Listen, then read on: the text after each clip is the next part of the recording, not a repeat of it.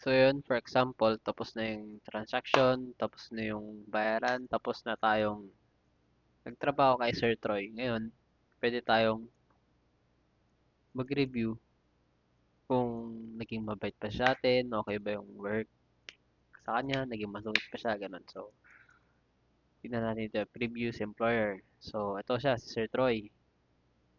Ngayon, punta tayo sa reviews. Lagay tayong review sa kanya.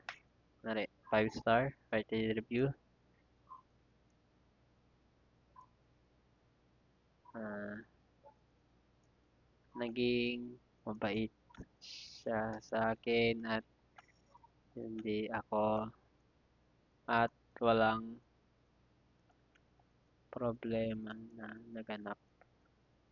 Example, submit. Submit. So, yun o. So, ayun, makikita natin dito. Naging mabait siya sa akin at walang problema na naganap. Punta yan kay Sir Troy. So, ayun lang.